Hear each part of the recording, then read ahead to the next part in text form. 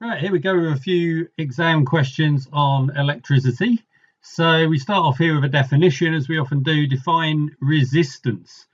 Right, they've left that fairly open to how you might want to do it, but let's go for a potential difference across a component divided by the current through the component.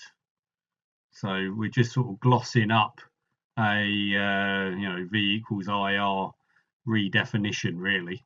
We're rearranging our V equals IR, writing it out in words, and doing a good bit of preposition use by putting in a cross for a PD and through for a current.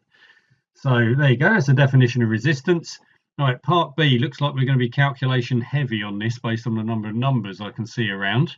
Smallest conductor in a computer processing chip can be represented as a rectangular block, 1 atom high, 4 atoms wide, 20 atoms long. So that is quite small.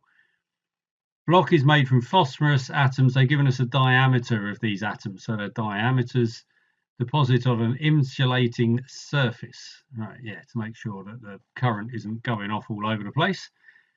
This ensures that the atoms touch each other. Right, okay, we've got that as well. Right. Show that the resistance between the ends P and Q of this block is greater than 200 ohms, and they've given us resistivity. Right, so they're certainly pushing us towards our resistivity equation, and we want to work out resistance. So let's just rearrange then with our resistivity, multiply the length divided by the cross-sectional area. So now we just got to plug in what's going to be a slightly annoying set of numbers. So resistivity, what did they say that was? 1.7 times 10 to the minus 8.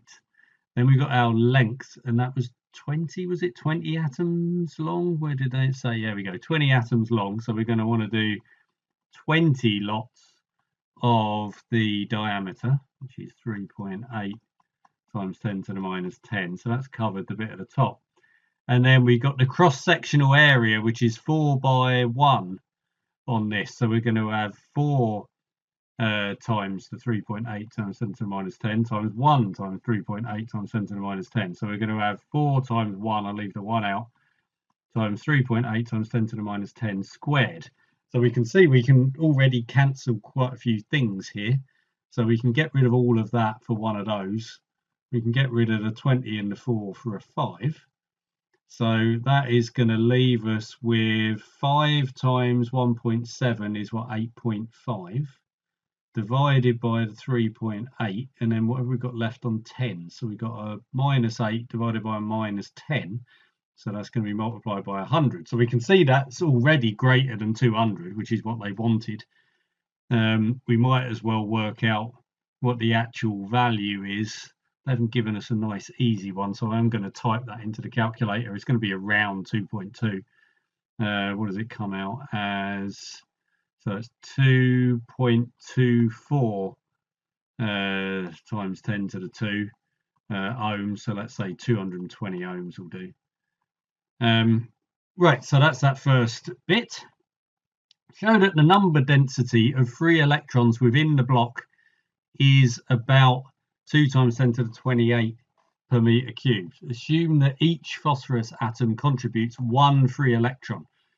Right, so, well, they're giving us, we can put each individual block, because we don't have to do the whole set here. We can look at each atom in a little cube, because they've given us the side of the cube. So we can say that there is going to be 1 atom every 3.8 times 10 to the minus 10 cubed. So if we do 1 divided by 3.8 times 10 to the minus 10 cubed, then that gives us the number that we're going to get per meter cubed, because we've got 1 in every denominator. So yeah, we just need to put that in, and that must be coming out at this 2 times 10 to the 28. So let's stick it in the calculator. And that comes out as, so this is N is what we're usually calling this for the number density, 1.822 times 10 to the 28. So 1.8 times 10 to the 28 per meter cubed, electrons per meter cubed. So that's good. calculate the current between P and Q when the mean drift velocity of free electrons is that. Right, so current, so this is our I equals ANEV. This is our drift velocity equation. So remember on this is just a restatement really of, if we've got our Q equals IT. So I is Q over T. So we're saying, well, in 1 second, how much charge are we getting to go through? We need a volume. So the volume is A times the velocity, because that's going to give us our length in 1 second is the velocity. Then if that's our volume, we need to multiply by the number of electrons and the charge on the electron, and that's going to give us our current. So that's where we're getting the ANEV, is a volume multiplied by the charge density. So what was I doing? Oh yeah, we need to actually work this out. So again, lots of annoying numbers. So our cross-sectional area for A, that's our 4 by 1 bit. So our 4 times 3.8 times 10 to the minus 10 squared. Then we need to multiply that by our n, which is 1.822 times 10 to the 28. Then we need to multiply that by our charge on an electron, 1.6 times 10 to the minus 19. Then we need to multiply it by our drift velocity, which they've given us as 1.9 times 10 to the minus 5. So another calculator jobby on this one. At least we've got some, we don't have to work. There aren't that many numbers. We can deal with the tens later on. We end up typing all of this in, 1.6, 1.9. 319.93, and then we've got minus 20 plus 8 plus 3 minus times 10 to the minus 16. So that is going to be 3.2 times 10 to the minus 14 amps. Excellent. There are about 10 to the 9 of these tiny conductors in a single chip, each carrying the current calculated in part 3. Estimate the total power dissipated in these conductors in a single chip. Right, so we're doing power is our I squared R, and then we need to multiply that by 10 to the 9. So we're going to have, what was our R? 224, then multiply by I squared, so 3.2 squared times 10 to the minus 28, and then so that's for one of them, and then I'm going to get that, and then I'm going to multiply that by 10 to the 9 because that's the number of those conductors that we've got. So, and that certainly helps. It's still going to be a really small number. What's it coming out as? 2.3 times 10 to the minus 16 watts. But again, this has been heavy on calculator work, this question. Which I'm never a fan of, but providing you type it in okay, it's all pretty easy. Part C, it takes 4 times 10 to the minus 4 seconds for an electron to pass from P to Q, but the electrical signal, an electromagnetic wave, is transmitted across the block in this much shorter time. Explain why these times are so different. Right, well, the electron moves at drift velocity, the wave moves at the speed of light. So, yeah.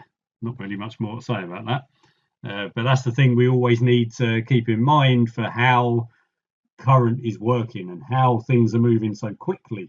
It's not the electrons. This isn't a kinetic energy store that we're transferring around here. It's potential energy transferred as a wave along the wire, and it's the movement of the electrons that are directing the wave along the wire rather than just having it going elsewhere. The air acting as an insulator outside of the wire is stopping this wave motion because we need that continual feedback loop of the electricity and the magnetism to propagate the wave. Right, there you go. So that's the first one of these. On to the next question. State the difference between the directions of conventional current and electron flow. Right, conventional current goes from wrong slide, from positive to negative. Electron flow goes from negative to positive. So just put that into a sentence. Circle one or more of the combinations of units which could act as a unit for current. Right, okay. So joule seconds, right? Well, we're certainly not going to get that from current. I mean, joules per coulomb here at the end, that's volts. In here, we've now got coulombs per second, so that fits with our, you know, if you're struggling with these, go to your formulae. If we've got that as current, and then our V equals IR, so we've got these two. So we've got coulombs per second, we've got volts per ohm. So yeah, we've got those two. We don't have these other ones at the end. Right, part C, figure 1.1 shows a current I in a thick metal wire X connected to a longer, thinner wire Y of the same metal. State why the current in Y must also be I. Right, this is a statement of Kirchhoff's first law, isn't it? This is our conservation of charge. So we can say, so mention all these things. So charge is conserved. I mean, you could even add on to that current into a point or a junction is equal to the current out of the point. And because these then say, well, they're in series, and you know, because these are in series, the current must be the same. So in series, therefore I constant. So it's like trying to tick every base on these to make sure that you've hit all the keywords and things. Wire Y has half the cross-sectional area of the thicker wire X and is 3 times as long. That's the resistance of X. What's the resistance of Y? And calculate the total resistance. Well, they're not asking a lot for total resistance, are they? Because it's in series, you're just going to add them up. So we've already done that last bit. The resistance is going to be our resistivity multiplied by the length divided by the cross-sectional area. So we're going to have on this, we've got half the cross-sectional area. So that's going to be multiplied by 2 for A. And then we're going to have 3 times the length. So we've got multiplied by 3 for the length. So we're going to have 6 times. Therefore, Ry is equal to 6 times Rx, which is 72 ohms. Right, so that just comes straight off of that formula. Part 3, the mean drift velocity of the electrons is that. Use the fact that X has twice the cross-sectional area to calculate the mean drift velocity. Show you, right, so we're going back, show you working, we're back onto our ANEV bit. So this is the same in both of them. So we can say that, so Ix equals Iy, because that's what we said here. Then we can say that Ax NEVX is equal to AY NEVY. Right, if I can get that, the N's and the E's are going to cancel because there's nothing changing there. They've got the same charge of an electron isn't changing, the number density isn't changing. So yeah, we just have these bits. So we can say, therefore, if AY equals AX over 2, that we can say that we must be doubling VY must be equal to 2VX. So we're just doubling up that drift velocity. So that is equal to what, 4 times 10 to the minus 5 meters per second. So yeah, use the fact that it's twice the cross-sectional area to calculate the mean drift velocity. Excellent. So yeah, so we did do that one. On to the last one in this block. So we got a 12-volt car battery containing an electrolyte. The battery is connected to an electric motor M. There's a current in the motor and the battery, right? State the charge carriers in the electrolyte, right? So this is ions that are moving around. Then part 2, the charge carrier, state the charge carrier is moving through the electrolyte to the positive terminal of the battery. Right, this can often catch people out. Think of what's going on in this circuit then. Let's start with a wire bit. That's what we're more familiar with. So just think about what's happening with the electrons. The electrons are going to go from the negative terminal round to the positive terminal. So we've got negative charge is going anti-clockwise, and we've got positive charge going clockwise. This is how this ends up being the positive terminal, because we've got positive ions that are moving to it. That's what's making it the positive terminal, and that's why the electrons are then moving around towards it. So it can feel as though, oh yeah, we're going to have the negative ions move into the positive terminal, but then it wouldn't be the positive terminal. So that's what's happening there. You know, we've got chemical processes that are going on inside all of this, which is causing it to move these positive ions towards that terminal. Then the charge carrier is moving through the wires to the positive terminal of the batteries. Right, so that's the electrons. Right, part B. When used to start the engine of the car, the electric motor draws 40 amps from the battery of EMF 12 volts. The potential difference across the motor is only 8 volts. Right, okay. So we've got half the resistance and the internal resistance of the battery. So explain why the potential difference across the motor at this time is not the same as the EMF. Oh, right, okay, so that is the battery has some internal resistance. So there's internal resistance, because remember, as soon as there is any resistance in a component, that's going to take some of our EMF away. It's going to have a PD across it.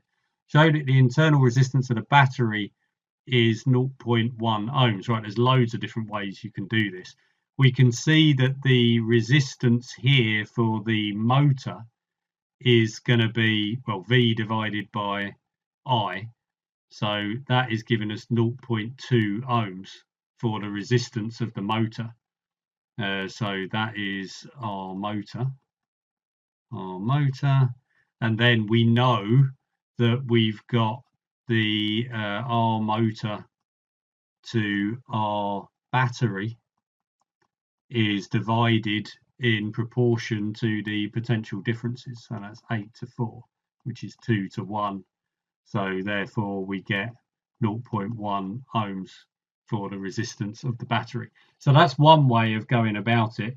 I'm not sure most people, I haven't done part 3 yet. I'm not sure that's going to be the most common way of people answering it. I think a lot of people will go for the internal resistance equation. So our EMF is going to be the PD across the rest of the circuit plus I times R. So this is our PD. Essentially everything that's in the circuit is really just this motor here. So that is going to be our 12 is equal to 8 plus 40 times little r. So little r is going to have to be 0.1 in order for that equation all to add up. So yeah, different ways of skinning a cat on that one. Part C, it takes 1.2 seconds for the electric motor to start the engine. Calculate the charge Q which passes through the electric motor in that time. Well, that's not asking for a lot. So Q equals IT. So we've got 1.2 times 40, which is 48 coulombs. Wow. Right, part C, the car has two 12-volt headlamps rated at 54 watts connected in parallel to the battery. Right, in normal working conditions, the current in each lamp is 4.5 amps. Explain how and why the resistance of the headlamp filament varies with the current passing through it. Right, so we need what is happening and why. So we can say that the current heats the filament. So this is getting at our why. Current heats filament. And then what happens? The resistance of the filament increases with temperature. Filament increases with temperature. With temp. Right, so that's covered the how and the why. The next part, suggest a value for the current rating of a fuse on the headlamp circuit. Justify your choice. Right, so well, we've got two headlamps in parallel. Right, this immediately gives us a choice, because if we've got our battery and then we've got these two lamps, where are you going to be putting the fuse? Are you going to have one fuse for each lamp, or are you going to have one fuse for the combination of the two of them? So we know that they're drawing 4.5 amps here. So you could put on each headlamp, you could say, well, we want something a bit more than that. So let's say 5 to, I don't know, you wouldn't want much more than about 8. So yeah, say 5 to 8 amps on each one. Or, because we're going to have Kirchhoff's second law, we're going to have double the current if we did one covering both of them. So you just want to double this up and say sort of 10 to 16 amps for like the whole thing, if you're doing just one fuse. So that would be 2 fuses, that would be 1 fuse, depending on where you're putting the fuse. The car contains a number of different fuses for its various electrical circuits. Suggest why this is necessary. Well, it depends what current is being drawn. And I've already said here that the starter motor is drawing 40 amps. The headlamps are drawing 4.5 amps. So you need to pick a fuse based on current drawn. So you're going to want to have a bigger fuse. I'm going to run out of space, so I'm just going to say this: bigger fuse for the starter motor than you are for the headlamps. Because otherwise these headlamps could get massively overloaded if you've just got one sort of, I don't know, 50 amp fuse or something like that kicking around. Well, that's going to do nothing to protect these headlamps. So yeah, you just need to pick horses for courses when it comes to the fuses, and it's going to depend what branch of the circuit on. If you've got them all set up in parallel to the battery, as you're going to be having off of this, pick the fuse to fit the branch. Right, there you go. That's 3 nice questions actually to get started on all of this.